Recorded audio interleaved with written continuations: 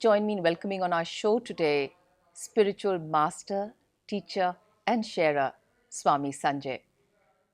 Thank Swami you. Sanjay, welcome to the program. Thank you for having me.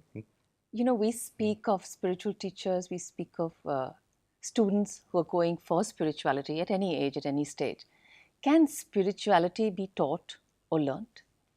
I think every human being is born spiritual.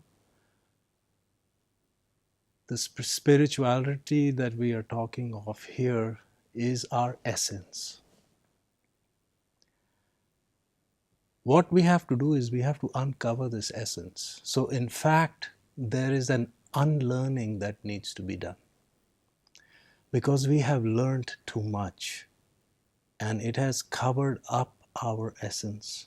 So much so that now we are living a completely false life.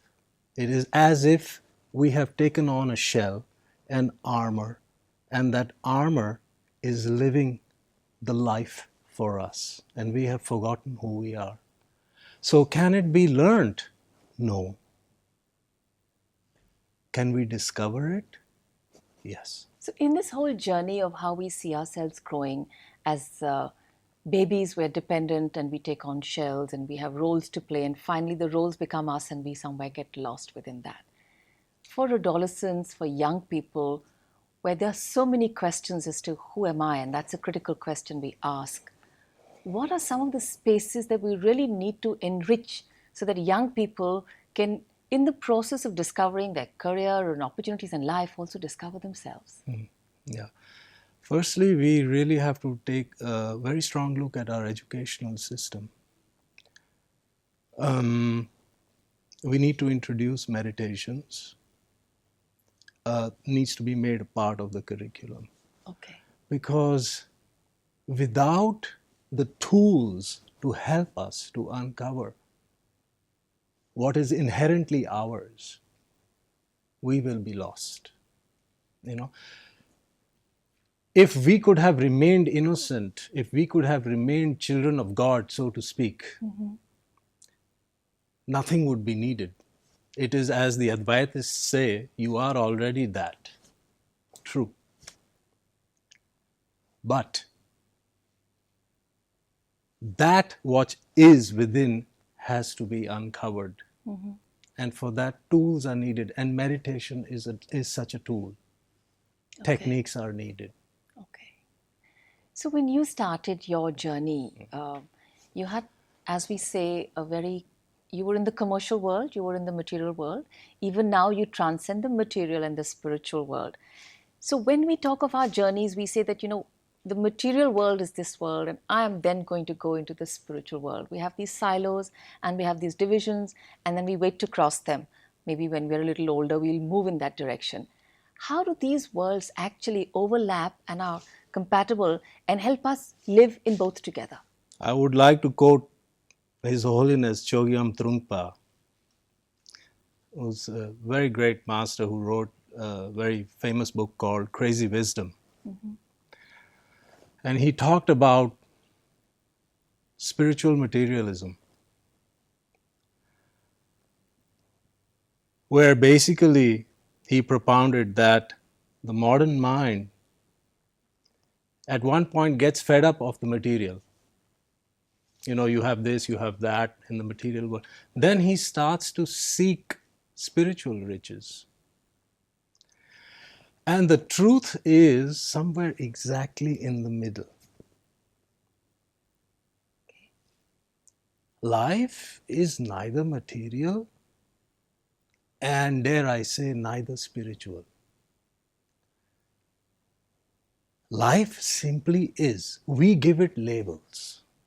Now, if you make yourself a cup of tea in the kitchen with love, with awareness, with a sense of presence in what you are doing, you have joined the so-called material and the spiritual together in that moment. You see? So spirituality is not something that we will find in a cave somewhere. Right. You see? And the so-called material world will be devoid. It will not fulfill us.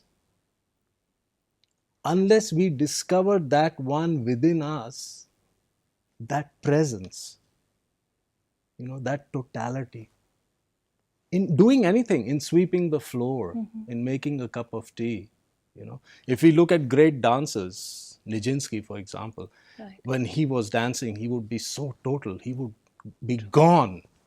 And then, if you want to call it spiritual, if you want to use a label, that quality would take over, which was a completely divine quality. So in that moment, that being was absolutely spiritual, but doing a material thing, being in the body, Right. being very much there in the material, but touching a greater height. So we are not to deny anything. The problem is the seeking mind. We think that tomorrow, somewhere in the future, lies the salvation that we seek. It's not true. It's here and now, right now. Okay. So when we talk of being in the now and living in the now, what a beautiful way to be, but has become somewhere a cliche to say be in the now. What is the connect of the now with the past and the present? Because all three, the past and the future, because all three live in us. Yes. See, these days when people talk about living in the now, they mean it as an escapism. It is like saying, there's no need to be responsible for anything, for your actions. You can do whatever you want, क्योंकि अभी के लिए जीना है और कुछ नहीं है. But this is a nihilistic approach in a way. You see, this doesn't have that quality that I'm talking of. Living in the now means if you are truly in connection with this moment, you will feel alive, you will feel joyous. You don't need a bottle of beer to feel that, I'm living in the now, kuch bhi kar lo. It is not a licentiousness to live in the now. Living in the now means when we are exactly here and now, time stops. Beautiful. Yeah, absolutely. So when we talk of, and these are forms of escapism, we also understand that to say, okay, forget about tomorrow, forget about what's gone. The now is, and a lot of young people are moving in towards saying, okay, 5 days a week, work hard, and over the weekend, party harder. So somewhere how we see emotions, the material world, and the lifestyle, even time, how we spend our emotions, time, and lifestyle has become so self-centered. So I think being centered on the self and understanding the self are two terms we tend to think they're synonymous. But actually understanding the self is very different than being self-centered. How do we get young people, and including ourselves, to understand that there's a difference? Where do I draw the line? See, firstly, one has to understand why the youth are taking this path. Because the entire upbringing is in a wrong way. It is in everything is geared towards competition. Everything is geared towards achieving something in the world. Young people, they have an intrinsic gut intelligence. And they can feel somewhere the frustration of doing all of this. But they see no way out. Nobody is teaching them the right way. You give somebody a wrong education for 13, 14, 15 years, and then you say to them, look, you're going down the wrong path, but you don't understand. You have given them a wrong education. What you think? You are telling people to be a CEO of a company. You're telling people to achieve, in whatever profession, the peak of the profession. And often by fair means or foul. By fair means or foul, yes. And why? So people ask themselves deep down, the young person, 15, 16 years old, will start to, why am I doing this? Well, there seems to be, this is life and there is nothing else. So what the hell? Work hard for 5 days and party hard for 2 days. Right. But this is a This is on a very, how do you say, a horizontal plane. This is not on a vertical plane. In vertical plane, we come into understanding of life, life energy, life force. What are we doing here on the planet? In the horizontal plane, we are just balancing things out. 5 days work hard, you're exhausted, tired. Okay, then enjoy in whatever way with drugs, alcohol, to try and relax the stress that you have created in these 5 days. This is bound to be. So, in the human form, Swami Sanjay, we have a deep spiritual self and we have the human body. So, we have material needs, and then we have the mind or the intellect, which says, take more material needs, you know. Why is it that our spiritual needs are quieter and tend to take the back seats while the others are so loud? Now, this is a difficult question in the sense that my answer may be a little radical. Okay. I spoke about wrong education. What is really what is wrong education? Our life force, we come from love. We come from a sexual act between two human beings.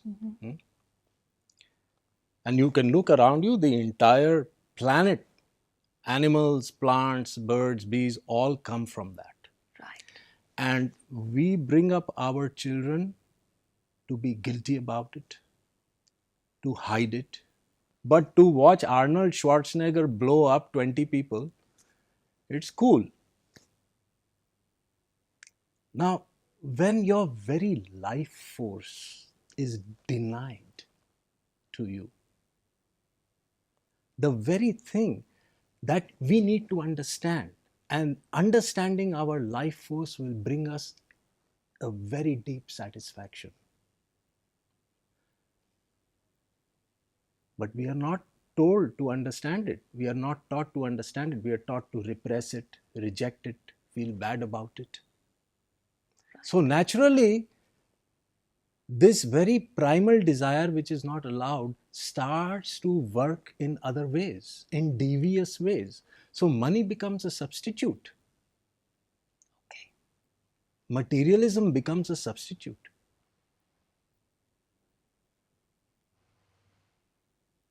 The so-called spiritual religious people will say this is heresy, what I am saying, because they would like to maintain the status quo. Right.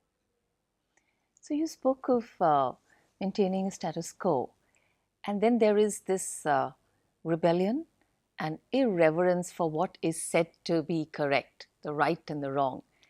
And when we talk of the spiritual journey, religion, and most religions teach us that what has been said, follow this is the method, this is the tradition. But the actual learning of the self comes from questioning, rebellion, saying, why not? Why this way?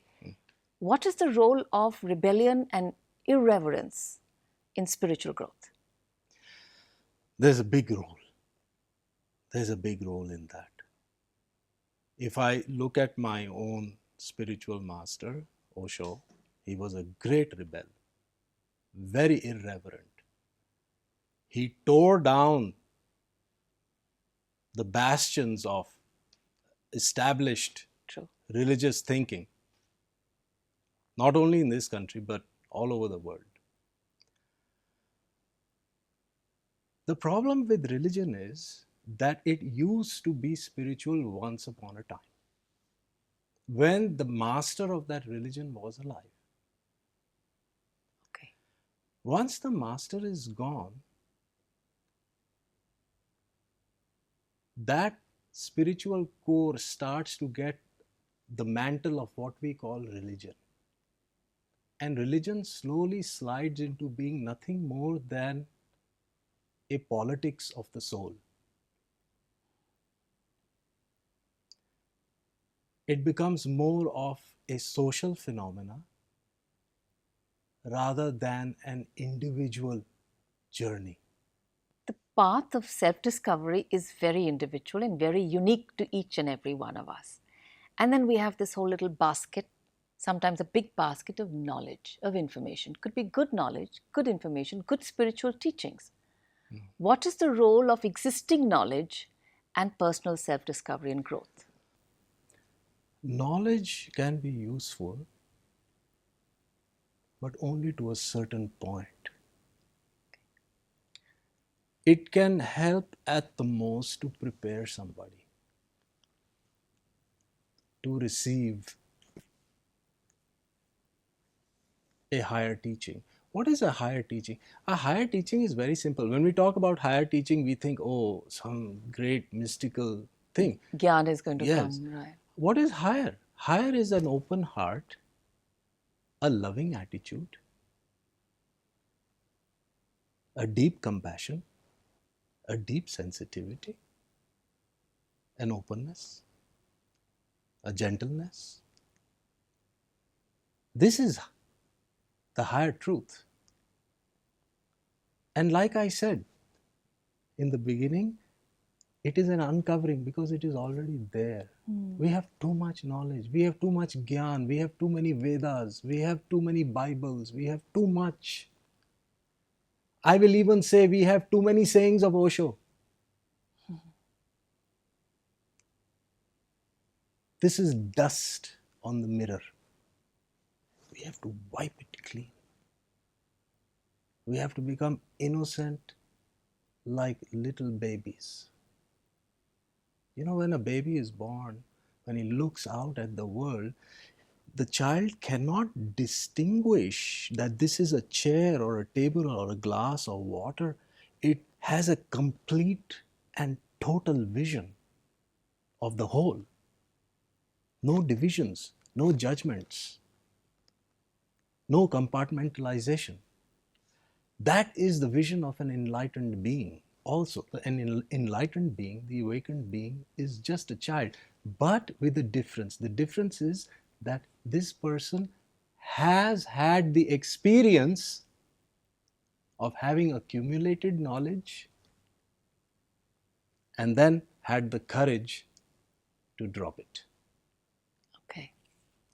So, Swami Sanjay, when we move towards a higher state or are more in tune with the higher values in ourselves, not wanting to say good or bad, but probably the finer values, then do emotions like anger, greed, jealousy, uh, you know, things which we so-called say are negative about us because they also still reside in us. So how does a spiritual person handle these emotions? What is the difference? Or does a spiritual person not experience them?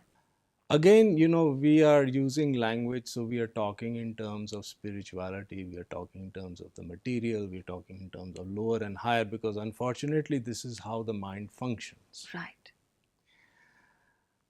Energy, everything is energy. Even scientists today say that everything is just energy. So let us look at anger, what we call negative within us. If we look at anger, jealousy, greed, and these primal emotions within us, if we really look at anger very deeply, when we are boiling with anger inside, and we look very deeply at that anger without acting it out, if we can in that moment have the stability to look at it, you will see deep down it will lose its color of anger. It will be pure energy. Now, if you say this is bad, you have cut half of yourself. You have hobbled yourself. So you will never be able to experience the other side of this energy, which is an everlasting peace. We talk about having peace in the world. We say anger is bad. We must have peace. For thousands of years, we are talking about peace. And where is the peace? Yeah, we only see anger. Because we must understand what is anger. We must understand what is greed. We must understand the roots. Where are the roots of these emotions within this miracle that we call the human body? That is the search. That is the uncovering that I'm talking about. Swami Sanjay, roots of anger, roots of any emotion, positive or negative, where do they reside in us and how do we understand them better? As I said before,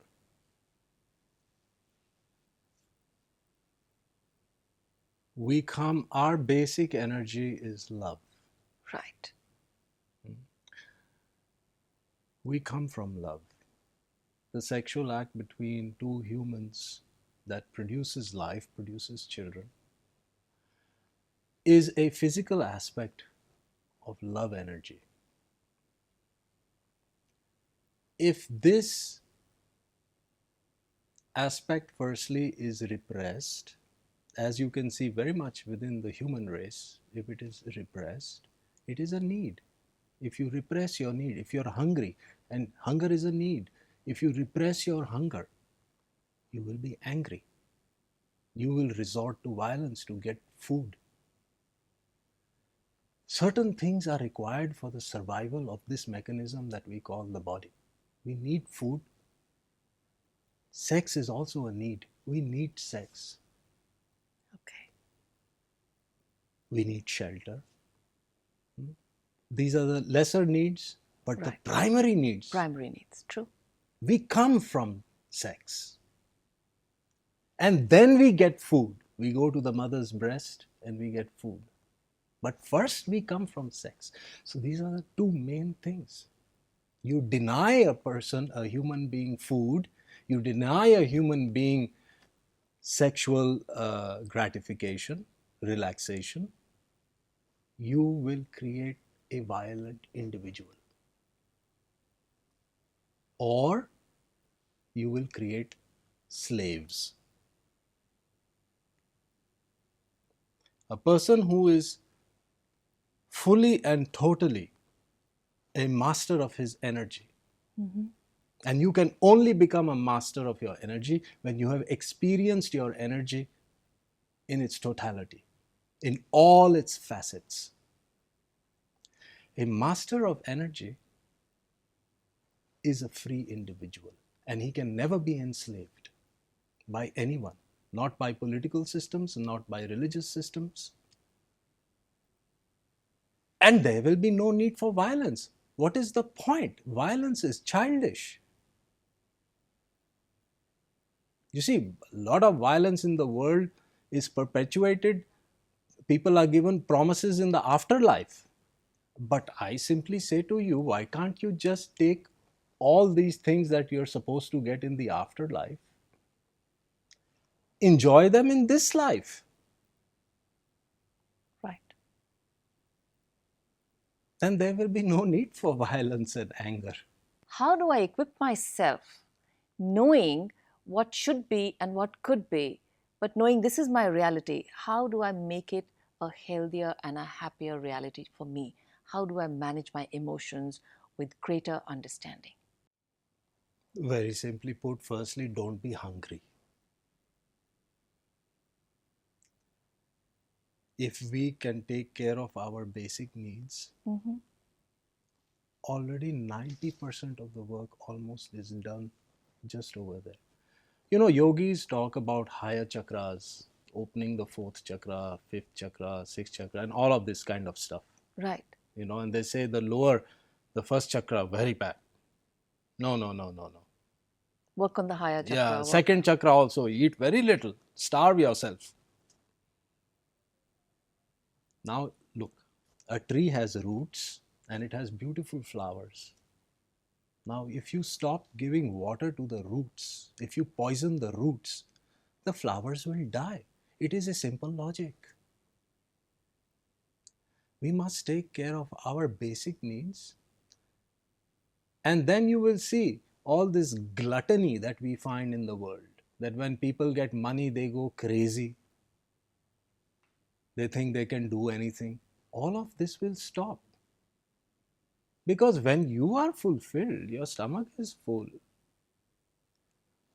You will have time for more creative things. Maybe you will take up some painting. You will be an artist. You will do something creative with your life. Otherwise, all your life, the person who wants to buy a big, huge car, you know what Freud would say about that person? Right. Well, anyway,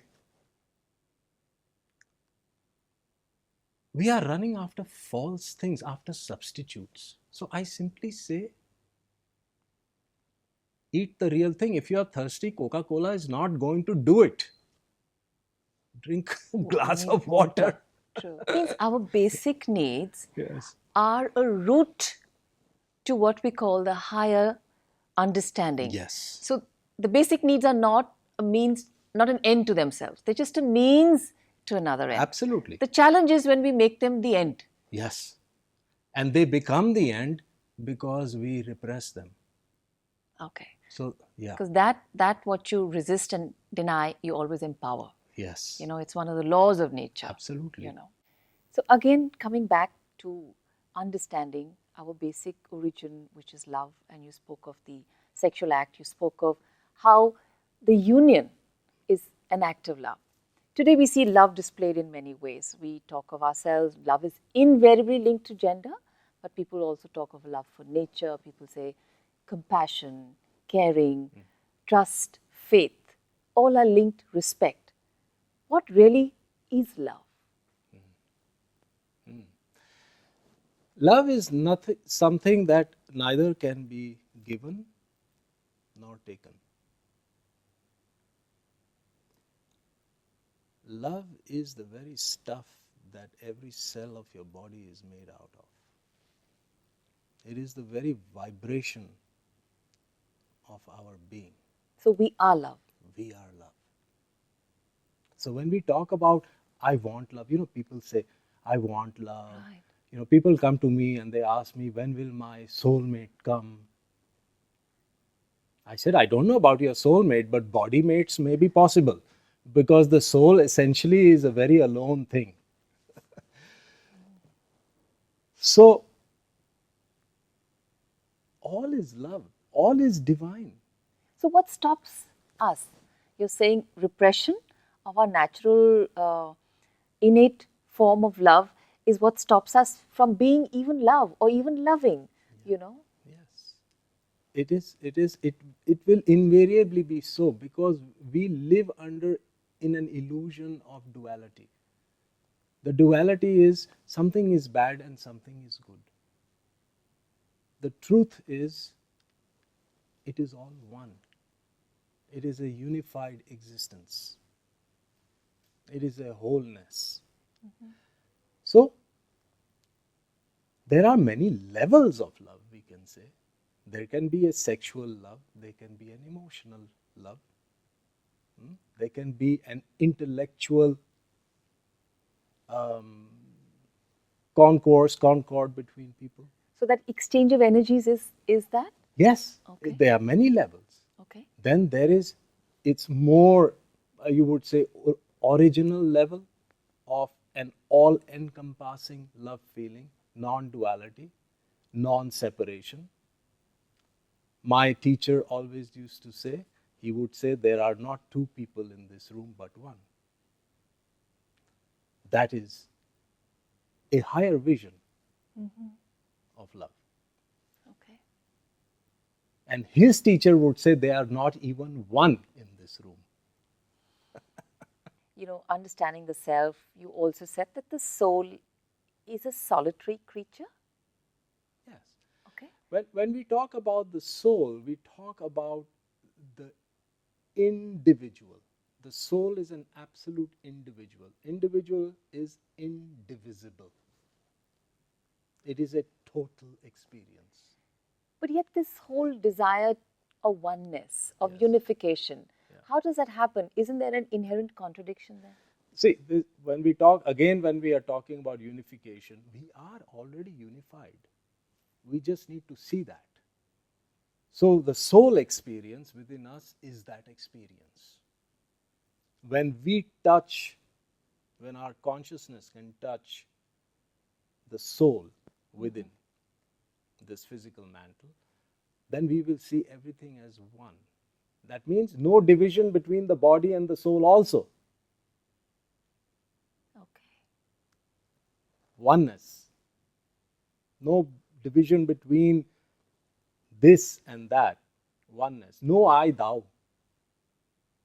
There is only thisness in that. And can that be experienced in the form of a human body? Absolutely. In fact, it can only be experienced in the form of the human body. Okay. That is why we are here. All right. So the human being, which is supposed to be one of the highest forms, what happens to us? We are not yet human.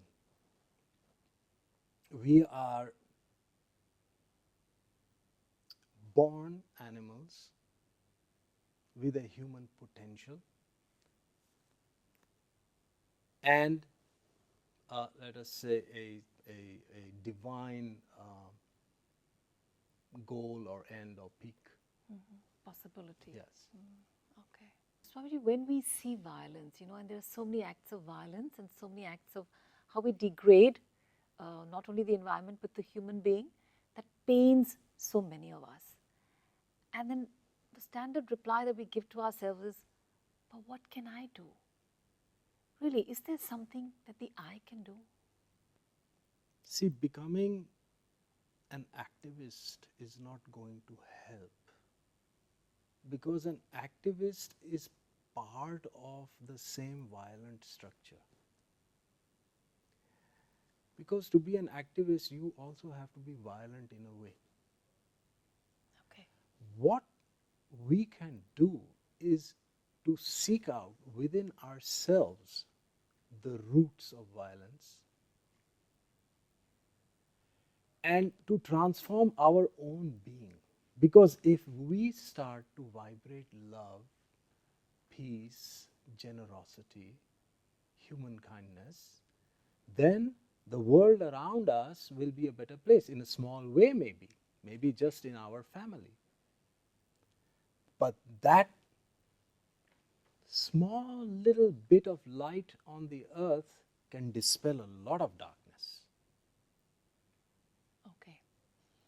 That means somewhere when we see people causing people pain, it's very easy to externalize that and say, oh, people are causing people pain. But inward reflection would show me that I'm a person and I also cause pain. Why do I do it?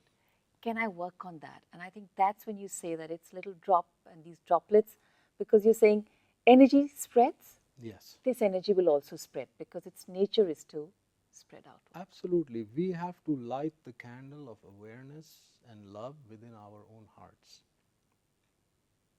Okay. That is what's going to change the world. Not by becoming an activist, not by beating the drum and trying to, force a change on the external. Because you see, these people that you perceive are doing violence, if you ask them deep down inside, they believe they are doing the right thing. They believe they are trying to bring peace in the world. You will not find a single person on this planet who does not believe that he is trying to bring peace to the world. True. I'm sure if you had asked Hitler that question, he would have said, oh, I'm trying to bring peace to the world. Yes. It's all very misguided. Right. So your journey towards saying, I need to go more towards self-reflection and ask myself the basic questions. You were 17, 16, how old were you? When did this start? Just walk us through that. Yeah, very young. I was 17 years old. Okay. And rather accidentally happened to go to Osho's commune. He was known as Bhagwan Sri Rajneesh in those days in Pune. And my first, let us say, connection to Osho was not intellectual, bookish, or not even, anything that he said that struck me as fantastic. But it was rather his presence. So actually my first glimpse of him, when he came onto the podium, he would come in the morning to give morning satsang and his talks. My first glimpse of him, and I was completely floored. I was very young, naive, and I didn't know how to interpret whatever it was that I was feeling.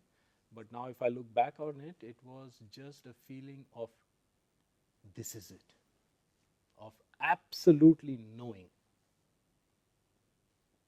of being hit in the face with the absolute truth, no doubt. So my understanding of his teachings, or whatever I could understand, I don't deem to understand what he says, uh, came later. That means spirituality as we see it, or the connect, or the guru, or somebody who is going to actually just help you walk the path, Yes. right? Is not about the knowledge, not about the learning, not about the intellect at all. Deep down, yes, it's not about any of these things. But these things are used, knowledge is used by the masters, techniques are used by the masters, because Osho used to say meditation is medicine. You are sick, so you need medicine. The day you become healthy, you don't need the medicine anymore. Okay.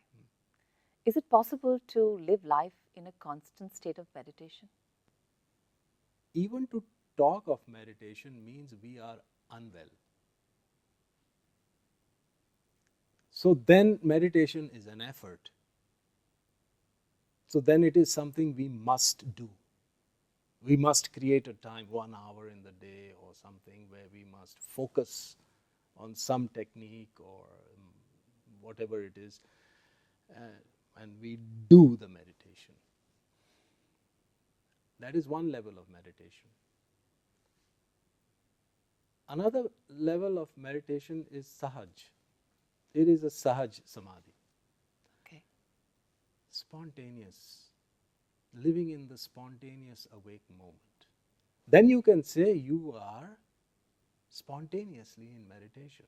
But then to use the word meditation would be wrong, because you are in that for which the meditation was used.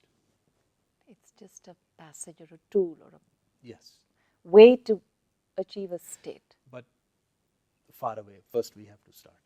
Right. We must start the meditation. I don't want viewers to think, okay, it's all right, I can drop it. I'm cool. Yes, it's I'm all happy, right. cool. Yeah, been there, done that. Peaceful, easy feeling. Yeah. Okay. Right. We need to make strong efforts. Okay. The effort will drop on its own. We don't have to do anything. One day you realize, Arre, What would be a simple way to even just begin meditation? let us say the most pure form of meditation is watchfulness, is to watch. Buddha gave us a technique called vipassana, watching the breathing. You know? But unfortunately, that technique was given how many thousands of years ago? And it is a little bit difficult for the modern make-up mentality to follow that meditation, because we are so full of high stress, anger, frustrations. You know, we live in a fast-paced society. In the time of Buddha, what was the population of this planet? What was the stress level of this planet? It was a very easygoing, I would think, you know. The demands on this individual Very would simple, be lesser. very simple, Right. you know. So it was easy. Buddha would say, close your eyes, watch your breath. It would be easy to do. People were already very close to awakening in those days. Not much was needed.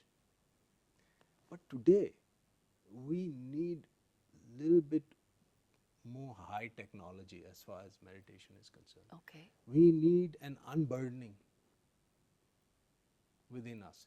So that is also required. So cathartic techniques were developed also by Osho, called dynamic meditation, kundalini meditation, very active meditations which involve the entire body, so that we can just in a safe way release all the pent up aggressions and negativities within Like us. a detoxification. Exactly. Okay. An emotional detox is required.